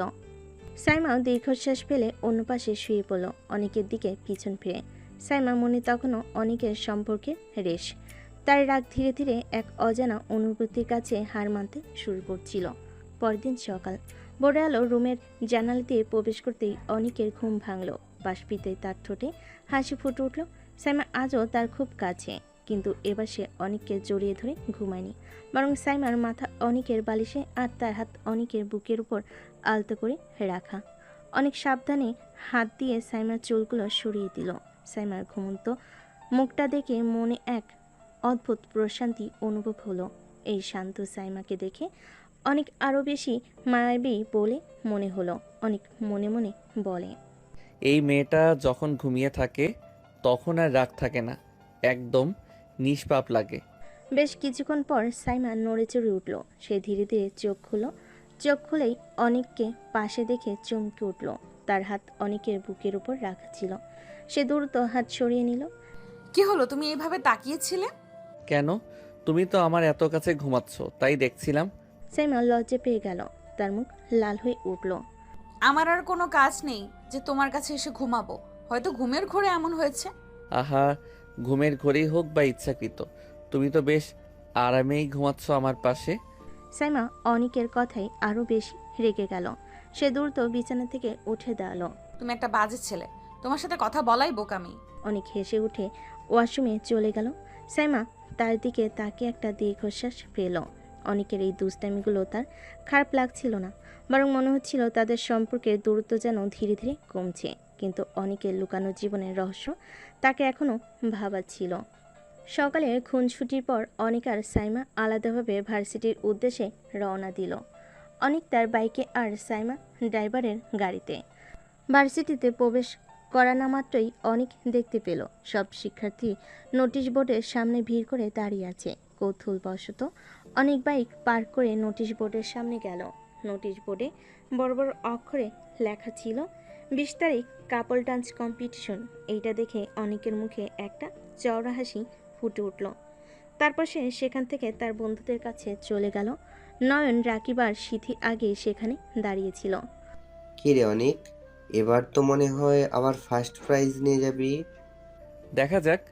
আরে ভাই, তোর তো কোনো কম্পিটিশনই হয় না। প্রতিবার তুই আর তুলি মিলে সবার মাথা ঘুরিয়ে দিস। এবারও নির্ঘাত তোরাই জিতবি। হ্যাঁ রে, তুলি তো তোর পার্টনার, ও তোকে ছাড়া নাচেই না। আরে ধর, এবার হয়তো তুলি পারবে না। কেন রে, কি হয়েছে তুলির?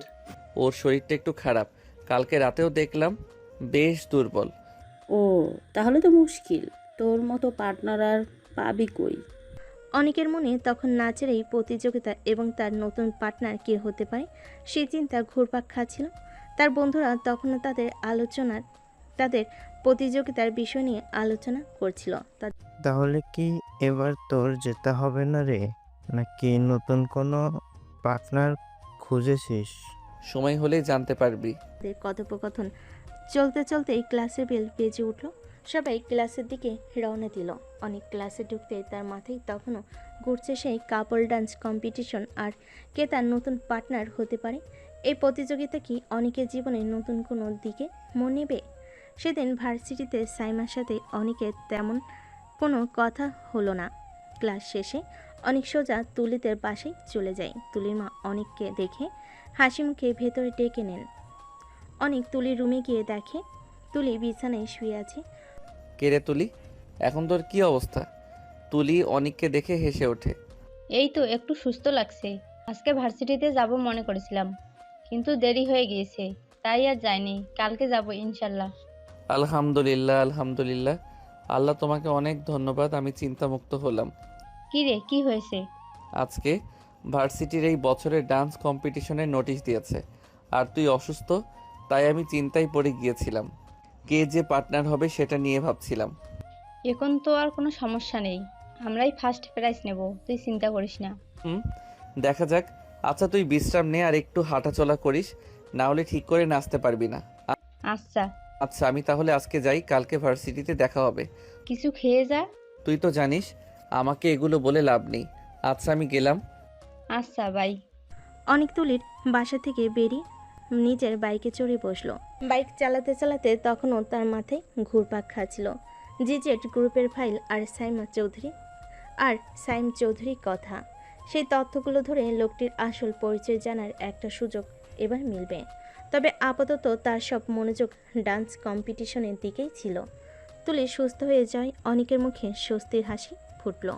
তুলির বাসা থেকে বেরিয়ে অনেক বাইকে করে সোজা বাড়ির দিকে রওনা দিল। তার মনে তখনও তুলির সুস্থ হওয়ার স্বস্তি, কিন্তু তার পাশে সাইমার শূন্যতা তাকে কিছুটা অন্যমনস্ক করে তুলল। বাড়ি পৌঁছে অনেক বাইক পার্ক করে ঘরে ফিরল। সাইমা তখন লিভিং রুমে বসে বই পড়ছিল। অনেককে দেখে সে একবার ডাকলো, তারপর আবার বইয়ে মনোনিবেশ করলো। ডিনারের পর সবাই যার যার রুমে ফিরল। সাইমার রুমে ঢুকে দেখলো অনেক ফোনে কিছু একটা করছে। সাইমা তখন দ্বিধা কাটিয়ে অনেকের দিকে এগিয়ে গিয়ে বলল, আজ তো ভার্সিটিতে দেখলাম 20 তারিখ কাপল ডান্স কম্পিটিশন। অনেক ফোন থেকে মুখ তুলে সাইমার দিকে তাকালো। তুমি কি অংশগ্রহণ করবে নাকি? মায়ের থেকে শুনেছিলাম তুমি নাকি অনেক ভালো ডান্স করো। দেখা যাক অংশগ্রহণ করি কিনা। যদি করো তাহলে তোমার পার্টনার কে হবে? অনেক সাইমার দিকে দুষ্টেমি ভরা চোখে তাকালো। সে ধীরে ধীরে সাইমার দিকে এগিয়ে গেল। কেন, তুমি কি আমার পার্টনার হতে চাও? সাইমা থতমত খেয়ে গেল। তার গালে হালকা ললিমা দেখা গেল। কি যে বলো, আমি কেন তোমার পার্টনার হতে যাব? আমি তো এমনিতেই জিজ্ঞেস করলাম। তাহলে এত কৌতূহল কেন? নাকি আমার সাথে নাচতে ইচ্ছে করছে? অনেক সাইমার আরও কাছে এগিয়ে এলো। সাইমা কিছুটা সরে যাওয়ার চেষ্টা করলো, কিন্তু অনেক তার পথ আটকে দিল। অনেক বেশি বাড়াবাড়ি করছো কিন্তু। বাড়াবাড়ি কোথায়? আমি তো শুধু জানতে চাইছি আমার রাগী বউটা কি আমার সাথে নাচবে? অনেক সাইমার হাত ধরে ফেলল। সাইমার বুক ধুকপুক ধুকপুক করে উঠল।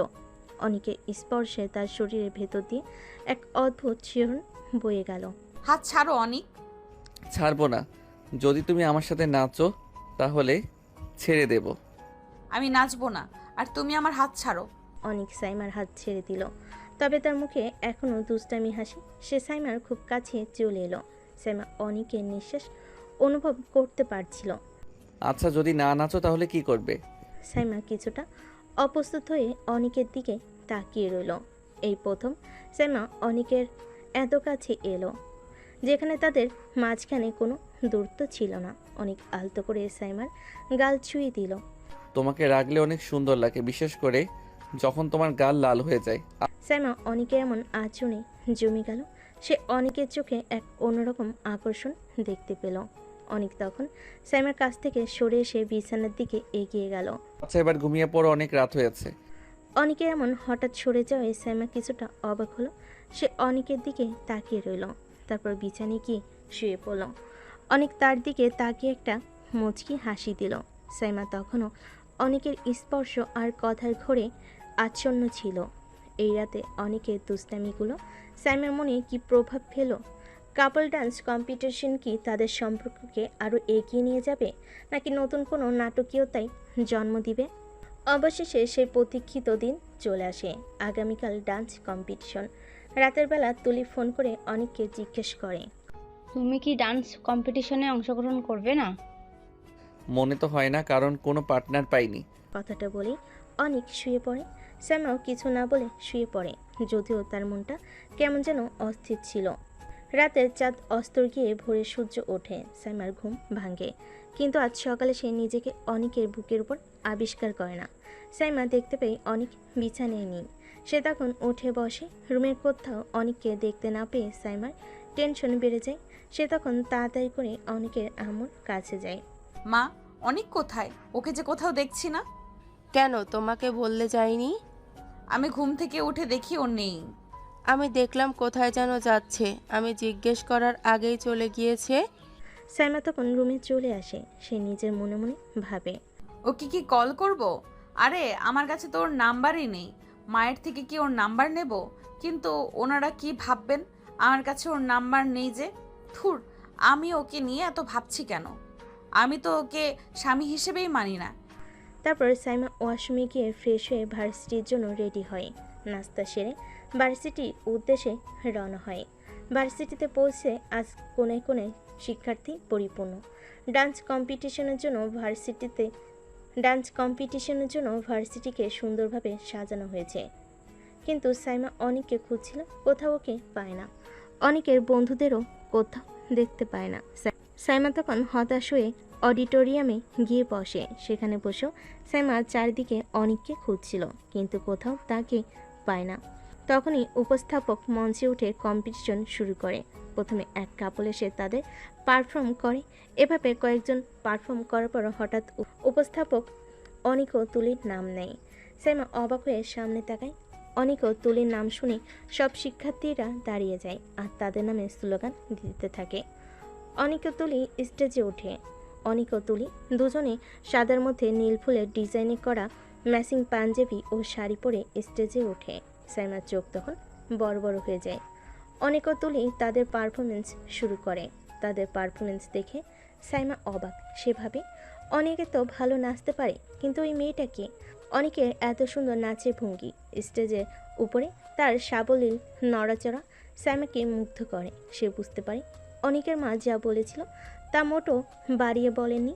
অনেক সত্যি একজন অসাধারণ নৃত্যশিল্পী। তাদের নাচ যেন এক অন্যরকম জাদু সৃষ্টি করে। তারপর তাদের পারফরমেন্স শেষ হয়। সবাই হাততালি ও চিৎকার দিতে থাকে। সাইমার মনে তখন মিশ্র অনুভূতি, অনেকের প্রতি মুগ্ধতা আর সেই অজানা মেয়ে তুলিকে নিয়ে কৌতূহল। সে ভাবে, এই ছেলেটা কি না পারে? আর এমন মিথ্যা বললো কেন যে কোনো পার্টনার নেই? পুরস্কারের সময় অনেকও তুলি চ্যাম্পিয়ন হয়। তখন অনুষ্ঠান শেষ হয়। তখন তারা সবাই বের হয়। সাইমা দেখতে পায় অনেকে তুলি একই গাড়িতে করে চলে যাচ্ছে। সাইমার মনে এক ধরনের চাপা কষ্ট অনুভব হয়। সে ভাবে, আমি কেন ওকে নিয়ে এত ভাবছি? আমি তোকে স্বামী হিসেবেই মানি না, কিন্তু কেন এমন লাগছে? তার মনটা হঠাৎ ভারাক্রান্ত হয়ে ওঠে, যেন এক অজানা ব্যথায় তার বুকে চিনচিন করে উঠল। এই ঘটনায় সাইমার মনে অনেকের প্রতি কি নতুন কোনো অনুভূতি জন্ম নেবে, নাকি এই দূরত্ব তাদের সম্পর্কের বাঁধন আরও আলগা করে দেবে? সেদিন সন্ধ্যায় অনেক বাড়ি ফিরল, তার হাতে চ্যাম্পিয়নের ট্রফি। বাড়িতে ঢুকতেই অনেকের মা তাকে দেখে এগিয়ে এলেন। অনেক হাসি মুখে ট্রফিটা তার মায়ের দিকে বাড়িয়ে দিল। এটা আর নতুন কি, প্রতিবার তো তুই নিস। আম্মু তুমি কি খুশি হওনি? আরে বোকা ছেলে, অবশ্যই খুশি হয়েছি, অনেক খুশি হয়েছি। কিন্তু তোর পার্টনার কি তুলি ছিল? হ্যাঁ মা। সাইমা তখন পাশে দাঁড়িয়ে তাদের কথা শুনছিল। অনেকের মা তুলিকে চেনেন। এটা শুনে সাইমা অনেকটাই অবাক হলো। অনেক তখন রুমে গিয়ে ওয়াশরুমে চলে গেল। সাইমা রুমে গেলে দেখলো অনেকের ফোনে একটি নোটিফিকেশন এসেছে। ভুলবশত সে অনেকের ফোনটি হাতে নিয়ে স্ক্রিন চালু করতে অবাক হয়ে গেল। অনেকের ওয়েলপেপারে ছিল সাইমারই ছবি। আর সাইমা ছবিটি দেখে বুঝতে পারলো যে সে অনেককে জড়িয়ে ধরে ঘুমিয়েছিল। এটা তখনকার ছবি। সাইমার চোখ গেল ছবিটির কোণে, সেখানে ছোট্ট করে লেখা ছিল লাইফ লাইন। সাইমার চোখ দিয়ে পানি চলে এলো। সে তখন দেখলো একটি নাম্বার থেকে নোটিফিকেশন এসেছে। সাইমা দেখলো সেই অ্যাকাউন্টটির প্রোফাইলে তুলির ছবি, কিন্তু সেভ করা আছে ছোট বোন দিয়ে। সাইমা তখন তার চোখের পানি আর আটকাতে পারল না। সে কাঁদতে কাঁদতে বলল, ও আমাকে এত ভালোবাসে, কিন্তু আমি ওকে কখনোই পাত্তা দেইনি। সব সময় আমার খেয়াল রাখে, কিন্তু আমি ওকে সন্দেহ করেছি। আমি কতটা খারাপ। সাইমা খাটে বসে হু হু করে কাঁদতে লাগলো। তখনই অনেক ওয়াশরুম থেকে বের হলো। সে সাইমাকে কাঁদতে দেখে অবাক হলো। অনেক দ্রুত সাইমার কাছে গিয়ে তাকে জিজ্ঞেস করলো, কি হয়েছে সাইমা, কাঁদছো কেন? সাইমা মুখ তুলে অনেককে দেখলো। চোখের জলে ঝাপসা দৃষ্টি নিয়ে সে অনেককে সজোরে জড়িয়ে ধরে কান্নায় ভেঙে পড়ল। অনেক তো কিছুই বুঝতে পারছিল না। সে সাইমার পিঠে হাত বুলিয়ে দিতে লাগলো। সরি অনিক, আমাকে ক্ষমা করে দাও। আমি খুব খারাপ। আরে কি হয়েছে, কিসের জন্য ক্ষমা চাইছো বলো আমাকে। আমি তোমার ফোন দেখেছি। অনেক তখন পুরো ব্যাপারটা বুঝতে পারলো। তার মুখে একটা মৃদু হাসি ফুটে উঠল। সে সাইমাকে সান্ত্বনা দিতে লাগলো, যদিও সাইমা তখনও শুধু ক্ষমা চাইছিল। সাইমার কান্নায় অনেকের বুক ভিজে যাচ্ছিল।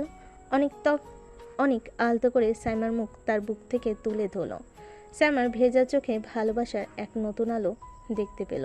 অনেক আর দেরি না করে সাইমার ঠোঁটে ঠোঁট বসিয়ে দিল। তাদের ঠোঁটের স্পর্শে যেন সব অভিমান, সব দ্বিধা মিলিয়ে গেল। সাইমা প্রথমে কিছুটা অবাক হলো, ধীরে ধীরে নিজেকে অনেকের কাছে সমর্পণ করলো। তাদের রোমাঞ্চ গভীর হলো, যেখানে ভালোবাসার উষ্ণতা তাদের সম্পর্কে নতুন মাত্রা দিল। অনেকের হাত সাইমার কোমর জড়িয়ে ধরল, আর সাইমা অনেকের গলায় হাত রেখে তাকে আরও নিবিড়ভাবে আঁকড়ে ধরল। এই চুম্বন শুধু দুটি শরীরকে নয়, দুটি আত্মাকে মিলিয়ে দিল, যা এতদিন ভুল বোঝাবুঝি আর রহস্যের আড়ালে ঢাকা ছিল। তাদের হৃদয়ের স্পন্দন যেন এক হয়ে গেল। সাইমা অনেকের ঠোঁট ছাড়ার কোনো নামগন্ধ নেই। অনেক সাইমাকে কোলে নিয়ে বিছানায় নিয়ে যায়। সাইমা অনেকের মাথা শক্ত করে ধরে তার ঠোঁটে ঠোঁট বসিয়ে রাখে। সেই রাতের গভীর ভালোবাসার পর সাইমা আর অনেকের সম্পর্ক যেন এক নতুন মন নিল। এতদিন ধরে যে অদৃশ্য দেওয়াল তাদের মাঝে ছিল, তা যেন ভেঙে খান খান হয়ে গেল। পরের দিন সকালে সাইমার ঘুম ভাঙতে সে নিজেকে অনেকের বুকের উপর আবিষ্কার করলো। অনেকের হাত তখনও তাকে আলতো করে জড়িয়ে রেখেছে। সাইমা অনেকের দিকে তাকালো, তার মুখে এক মুগ্ধতার হাসি। এই প্রথম সে অনেককে স্বামী হিসেবে অনুভব করলো। ভালোবাসার এক গভীর টান অনুভব করলো। অনেকের ঘুম ভাঙলে সে দেখল সাইমা তার দিকে তাকিয়ে হাসছে। অনেকও সাইমার দিকে তাকিয়ে হেসে উঠল। সুপ্রভাত বউ, কি ব্যাপার আজ খুব খুশি দেখাচ্ছে? সাইমা লজ্জা পেয়ে অনেকের বুকে মুখ লুকালো। ইস, কি বলো, সব তোমার দোষ। আমার দোষ? কিসের দোষ? সব কিছুর। আমি ভেবেছিলাম তুমি একটা পিচ্চি, কিন্তু তুমি তো। সাইমা কথা শেষ করতে পারলো না। অনেক হেসে সাইমার ঠোঁটে আলতো করে চুমু খেলো। এখনো কি আমাকে পিচ্চি মনে হয়? সাইমা অনেকের নাক টেনে বলে, না, একদমই না। অনেক সাইমাকে আরও শক্ত করে জড়িয়ে ধরল। তাদের মাঝে তখন শুধু ভালোবাসা আর উষ্ণতার অনুভূতি। কিছুক্ষণ পর তারা দুজনে উঠে ফ্রেশ হয়ে নিচে গেল। সবাই নাস্তার টেবিলে অপেক্ষা করছিল। অনেকের মা তাদের দেখে হাসলেন। কে রে অনেক, আজ খুব দেরি হয়ে গেল নাস্তা করতে? অনেক সাইমার দিকে তাকিয়ে দুষ্ট হাসি দিল। সাইমা লজ্জায় লাল হয়ে গেল। আসলে মা, ঘুমটা একটু দেরিতে ভেঙেছিল। সবাই হেসে উঠল। নাস্তা শেষ করে অনেক ভার্সিটিতে যাওয়ার জন্য প্রস্তুতি নিল। সাইমা তখনও তার পাশে দাঁড়িয়েছিল। আজকে কি তুমি বাইকে যাবে? হ্যাঁ, কেন? আমিও তোমার সাথে যাব। কি ব্যাপার, কালকে তো ড্রাইভারের সাথে গিয়েছিলে, আজ আবার আমার সাথে? অনেক সাইমার দিকে তাকিয়ে দুষ্টুমি করে চোখ মারল। আচ্ছা ঠিক আছে, তাহলে তৈরি হয়ে নাও। সাইমা দ্রুত তৈরি হয়ে এলো। অনেক বাইক বের করলো। সাইমা বাইকের পিছনে উঠে অনেককে শক্ত করে জড়িয়ে ধরলো। এই প্রথম তাদের যাত্রা ছিল ভালোবাসার, যেখানে কোনো দূরত্ব ছিল না। ভার্সিটি পৌঁছে তারা বাইক পার্ক করলো। ক্লাসের দিকে হাঁটতে হাঁটতে সাইমা হঠাৎ অনেকের হাত ধরে ফেল। অনেক অবাক হয়ে সাইমার দিকে তাকালো। সাইমার মুখে লাজুক হাসি। একটা কথা জিজ্ঞেস করব? হ্যাঁ বলো। তুমি কি কাজ করো? তোমার পরিবারও তোমার কাজের ব্যাপারে কিছু জানে না, তাই না? সাইমার প্রশ্নে অনেক থমকে গেল। তার মুখে মুহূর্তে হাসি মিলিয়ে গেল। তার চোখে ফুটে উঠল এক ধরনের গভীর চিন্তা রেখা। সাইমা অনেকের মুখের দিকে তাকিয়ে বুঝলো সে এমন কিছু জিজ্ঞাসা করে ফেলেছে যা অনেক সহজে বলতে চায় না। প্লিজ সাইমা, এখন না, আমি সময় হলে সব বলবো। সাইমা তখন আর অনেককে জোর করে না। অনেক সাইমার কাছ থেকে বিদায় নিয়ে অনেক তার ক্লাসের দিকে যাচ্ছিল। তখনই তার ফোনে একটি নোটিফিকেশন আসে। অনেক নোটিফিকেশনটি ওপেন করতে তার চোখ বড় বড় হয়ে যায়। হ্যাঁ, তার সন্দেহটাই ঠিক। জিজেড গ্রুপের লিডার আর কেউ নাই, সাইমার বড় ভাই সাইম চৌধুরী। অনেক একটা রহস্যময় হাসি দিয়ে ফোনটা তার পকেটে রেখে ক্লাসে গিয়ে বসে। তারপর একের পর এক ক্লাস চলছিল, কিন্তু অনেকের আজ ক্লাসে মন নেই। তার মন তখন সাইম চৌধুরীকে নিয়ে তৈরি হওয়া নতুন রহস্যের জট খুলতে ব্যস্ত। সাইমার ভাইয়ের সাথে জিজেড গ্রুপের সংযোগ অনেকের কাছে এক নতুন চ্যালেঞ্জ। সে ভাবতে থাকে এই পরিস্থিতিতে কিভাবে পদক্ষেপ নেওয়া যায়। ভার্সিটি শেষ হলে অনেক পেরিয়ে দেখতে পাই সাইমা তার জন্য দাঁড়িয়ে আছে। অনেক তখন সাইমার কাছে যায়। কি ব্যাপার, তুমি আমার জন্য অপেক্ষা করছো? হ্যাঁ, তোমার সাথে তো যাব বলেছি। তারপর তারা বাইকে করে বাসার উদ্দেশ্যে রওনা হয়। বাসায় আসার সময় সাইমা বলে, এই শোনো না, আব্বু আম্মু আমাদের সবাইকে দাওয়াত করেছে, সবার যেতে হবে। তোমার ভাইয়া কি বাড়িতে থাকবে? অনেকের প্রশ্নে সাইমা কিছুটা অবাক হয়। হ্যাঁ, কিন্তু কেন? না, এমনি। আচ্ছা তাহলে যেহেতু বলেছে তাহলে যাব, সমস্যা নেই। কিন্তু গিয়ে যদি তুমি তোমার আসল কাজের কথা বলে চলে আসো তাহলে কিন্তু খারাপ হয়ে যাবে। আরে না না, কি যে বলো, এমন কিউট একটা বউকে রেখে কোথাও যেতে কি ইচ্ছে করে? অনেক সাইমার কথাই হাসে। সে মনে মনে বলে, এটাই সেরা সুযোগ, এই খেলাটা খতম করতেই হবে। তার চোখে এক দৃঢ় প্রতিজ্ঞা ফুটে ওঠে। সাইমা পরিবারের সাথে সাইম চৌধুরীর সম্পর্ক তার এই গোপন মিশনকে আরও জটিল করে তুলেছে। কিন্তু অনেক জানে এ সত্য উদ্ঘাটন করা তার জন্য কতটা জরুরি। সেদিন রাতে ডিনারের পর অনেক তার রুমে এসে অর্ণবকে কল করলো। আসসালামু আলাইকুম স্যার। ওয়ালাইকুম আসসালাম। আচ্ছা শোনো, যে গ্রুপের মিশনটি আমাদের কালকে শেষ করতে হবে। কালকে ফাইনাল মিশন হবে। আমাদের সব সদস্যদের নিয়ে রেডি থাকো। তোমাদেরকে আমি লোকেশন দিয়ে দিব, তোমরা সেই লোকেশনের আশেপাশেই থাকবে। আর আমার সিগন্যাল দেওয়া না মাত্রই অ্যাটাক করবে। আচ্ছা স্যার, ঠিক আছে, কোনো সমস্যা নেই, আপনি চিন্তা করবেন না, আমি সব কিছু এক্ষুনি রেডি করছি। প্রয়োজন হতে পারে কিছু হাতিয়ার রেখো সাথে। স্যার আপনার আর বলতে হবে না, আমি নিজে থেকে এইসব রেডি করে নেব। ঠিক আছে, তাহলে প্রস্তুতি নাও, আমি রাখি। ঠিক তখনই সাইমা রুমে প্রবেশ করে। সে অনেকের শেষ কথাটি শুনতে পায়। সাইমা কতুল হয়ে অনেকের দিকে তাকিয়ে প্রশ্ন করে, কাকে প্রস্তুত থাকতে বলছিলে আর কিসের জন্য? অনেক দ্রুত নিজেকে সামলে নিল। হাসি মুখে হাসি টেনে বলল, আর তেমন কিছু না, আমি তুলিকে বলছিলাম আমাদের পরবর্তী প্রতিযোগিতার জন্য প্রস্তুত থাকতে আর কি। ও আচ্ছা। সাইমা তখন ড্রেসিং টেবিলের সামনে দাঁড়িয়ে চুলে বেনি করছিল। অনেক পেছন থেকে সাইমাকে আলতো করে জড়িয়ে ধরল। এই কি করছো? জান, আমার না তোমার আদর খেতে ইচ্ছে করছে। এই, তোমার মুখে কিছুই আটকায় না? অনেক তখন সাইমাকে নিজের দিকে ফিরিয়ে তার ঠোঁটজোড়া দখল করে নিল। সাইমা প্রথমে কিছুটা চমকে উঠল, দ্রুত নিজেকে অনেকের কাছে সঁপে দিল। তাদের রোমাঞ্চ গভীর হলো, যেখানে ভালোবাসার উষ্ণতা আর বিশ্বাসের মেলবন্ধন ঘটল। অনেকের হাত সাইমার কোমরে আরও শক্তভাবে জড়িয়ে ধরল, আর সাইমা অনেকের গলা জড়িয়ে ধরে চোখ বন্ধ করে অনেকের ভালোবাসায় নিজেকে ভাসিয়ে দিল। রুমের আবছা আলোয় তাদের ছায়া এক হয়ে মিশে গেল। তাদের হৃদস্পন্দন দ্রুত থেকে দ্রুতর হতে লাগলো। প্রতিটি নিঃশ্বাসে ভালোবাসার নতুন ভাষা ফুটে উঠল। এই ভালোবাসার মুহূর্ত কি অনেকের সামনে কঠিন মিশনকে প্রভাবিত করবে, নাকি এই রোমান্সটাকে আরও শক্তিশালী করবে? জানতে হলে গল্পের সাথেই থাকুন। পরদিন সকাল 9টা, সবাই অনেকদের বাড়িতে রেডি হয়েছে সাইমাদের বাড়িতে যাওয়ার উদ্দেশ্যে। গাড়ির আওয়াজে সাইমা বুক ধুকপুক ধুকপুক করছে, কারণ অনেকের রহস্যের জট আজ খুলতে পারে, আবার নাও খুলতে পারে। তাদের ভালোবাসার সম্পর্ক এক নতুন পথে যাত্রা শুরু করেছে, কিন্তু অনেকের গোপন জীবন এখনও তাদের মাঝে এক রহস্যের দেওয়াল তুলে রেখেছে। সবাই গাড়িতে চড়ে রওনা হলো। সাইমাদের বাড়িতে পৌঁছাই অনেক সবাই অবাক।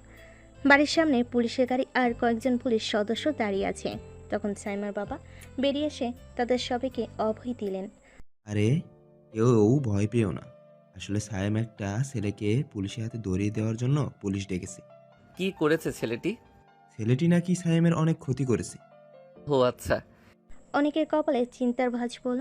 অনেক মনে মনে ভাবল, এইরকম অনেককেই তুমি বিনা অপরাধে জেলে পাঠিয়েছো, মেরে ফেলেছো, কিন্তু আজকে তোমার খেলা শেষ সাইম চৌধুরী। সাইমার বাবা সবাইকে সোফায় বসতে দিলেন।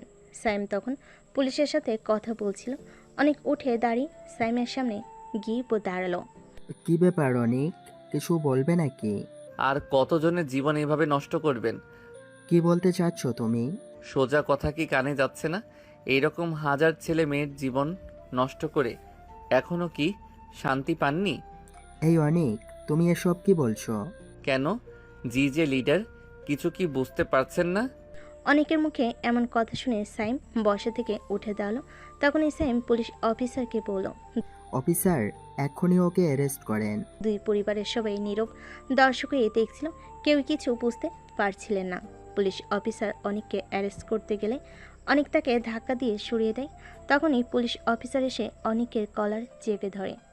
তোর এত বড় সাহস, তুই আমাকে ধাক্কা দিস? কলার ছাড়ুন। ছাড়বো না। কি করবি? শেষবারের মতো বলছি, কলার ছাড়েন। বললাম তো ছাড়বো না। কি করবি কর। অনেকের রাগ উঠে গেল। সে তখন পুলিশ অফিসারের গালে একটা থাপ্পড় দিল। অফিসার তাল সামলাতে না পেরে মাটিতে পড়ে গেল।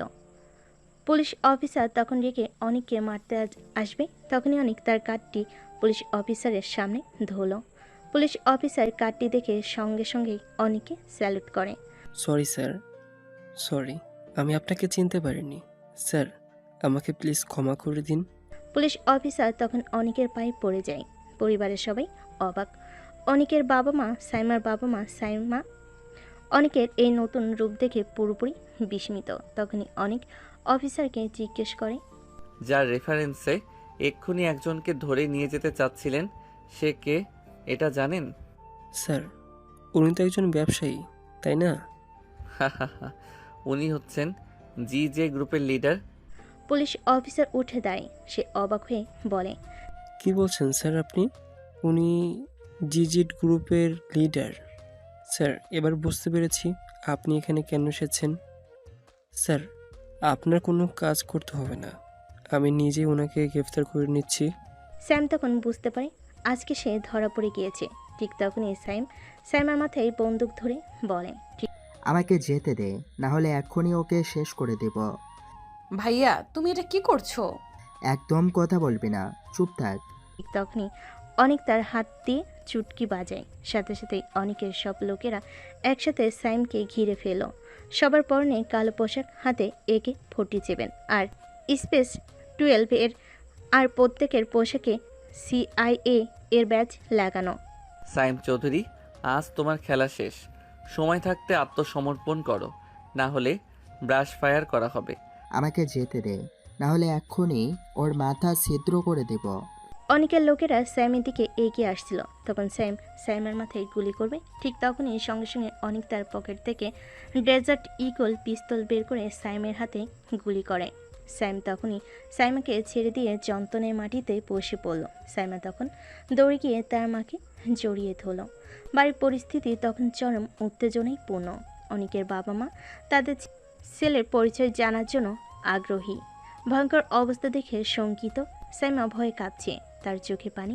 সে অনেকের এই ভয়ঙ্কর এবং শক্তিশালী রূপ দেখে ভীত, কিন্তু একই সাথে তার প্রতি এক নতুন সম্মান অনুভব করছে। তখন পুলিশ অফিসার বলে, স্যার, আমি কি ওনাকে অ্যারেস্ট করব? আপনি এখন এখান থেকে যান, ওনাকে CIA এর কাস্টডিতে নেওয়া হবে। পুলিশ অফিসার তখন অনেককে স্যালুট করে তার লোকেদের নিয়ে চলে গেল। অর্ণব এগিয়ে এলো। স্যার ওনাকে কি নিয়ে যাব? ঠিক হ্যাঁ, নিয়ে যাও। আর এনএসআই হেড অফিসে জানিয়ে দাও যে এর লিডার ধরা পড়েছে, আর বাকি কাজ ওনাদের করতে হবে। ঠিক আছে স্যার। তখন অর্ণব ও বাকিরা অনেককে স্যালুট দিয়ে সেখান থেকে চলে গেল। সাইমা অনেকের দিকে তাকালো। তার চোখে তখনও বিস্ময় আর একরাশ প্রশ্ন। সাইমকে নিয়ে অর্ণবার তার দল চলে যেতেই অনেক একটা সোফায় ধপ করে বসে পড়ল। তার দিকে তখন 3টি কৌতূহল দৃষ্টি, তার বাবা মা এবং সাইমের বাবা মা। সাইমা তখনও মায়ের বুকে মুখ গুজে কাঁদছিল। কিরে অনিক, কিছুই তো বুঝলাম না, কি হলো এসব? তোকে সবাই স্যালুট করছিল কেন? তোর পরিচয় বল। আজকে তোকে বলতেই হবে তুই কি করিস, আর এরা কারা? হ্যাঁ বাবা বলো, সাইমকে কেন এমন করা হলো? ও কি করেছে? অনেক একটি দীর্ঘশ্বাস পেল। এই মুহূর্তটা বহুদিন ধরে এড়িয়ে চলছিল, কিন্তু আজ আর লুকানোর কোনো উপায় নেই। সবাই বসো, আজকে আর কিছুই লুকিয়ে রাখবো না। সবাই চুপ করে অনেকের দিকে তাকিয়ে রইল। অনেক শান্ত কণ্ঠে বলতে শুরু করলো। আমি হচ্ছি CIA এর বাংলাদেশ সার্ভারের চিফ অপারেশনস অফিসার, আর এতক্ষণ যারা ছিল সবাই আমার জুনিয়র কর্মী।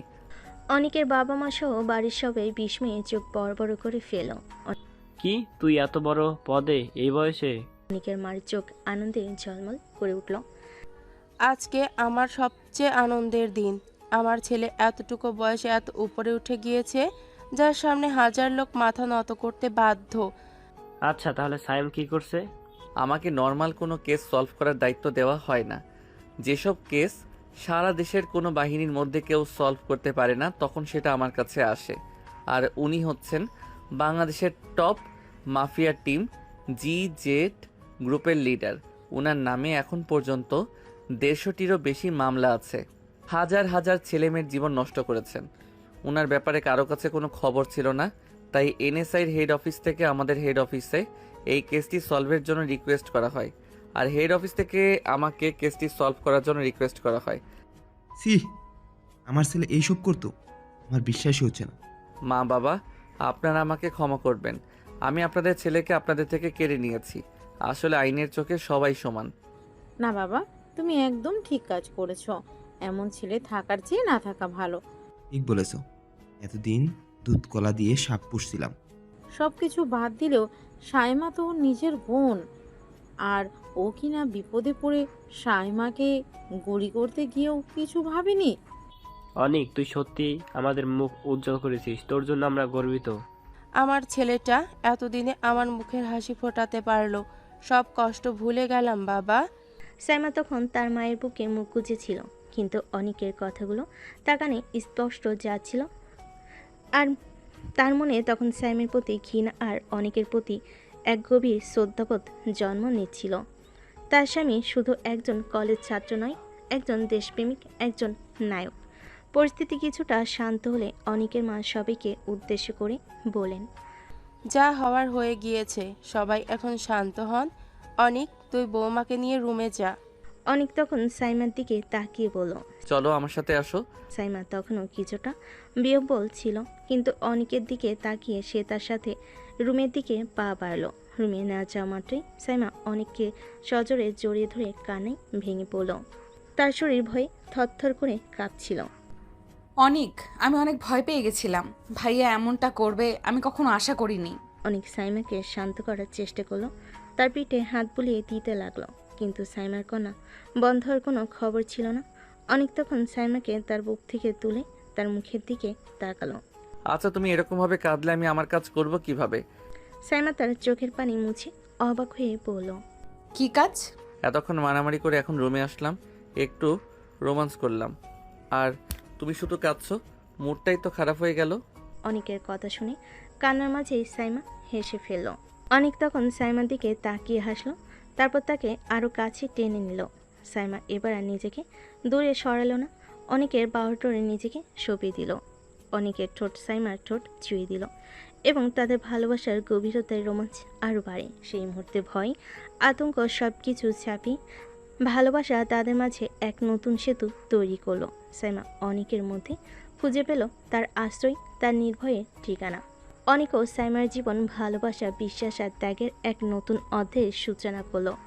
অনেকের সাহসী পরিচয় আর সাইমার ভালোবাসা তাদের সম্পর্ককে এমন এক উচ্চতায় নিয়ে গেল যেখানে কোনো রহস্য বা বাধা তাদের বিচ্ছেদ ঘটাতে পারেনি। অবশেষে ভালোবাসার জয় হলো আর তাদের জীবন ভরে উঠল সুখ আর শান্তিতে। এই গল্পটি আমাদের শেখায় যে যে কোনো সম্পর্কের ভিত্তি হলো বিশ্বাস এবং বোঝাপড়া। অনেক ও সাইমার মাঝে ভুল বোঝাবুঝি থাকলেও তাদের ভালোবাসা সকল বাধা পেরিয়ে যায়, যা প্রমাণ করে প্রকৃত ভালোবাসা মানুষের বাক্য পরিচয় বা পেশার ঊর্ধ্বে। অনেকের সাহস এবং আত্মত্যাগ দেশের প্রতি গভীর দেশপ্রেমের প্রমাণ। এই গল্পের মাধ্যমে আমরা জানতে পারি জীবনে কঠিন পরিস্থিতিতেও ভালোবাসার শক্তি কতটা অপরিসীম হতে পারে। তো দর্শক, আজকের গল্পটি থেকে এখানেই বিদায় নিচ্ছি, আর অপেক্ষা করুন পরবর্তী ভালোবাসার গল্পের জন্য। সেই পর্যন্ত ভালো থাকবেন এবং লাইক কমেন্ট শেয়ার করে আমাদের সাথেই থাকুন। আর নতুনরা কিন্তু সাবস্ক্রাইব করতে ভুলবেন না। আল্লাহ হাফিজ।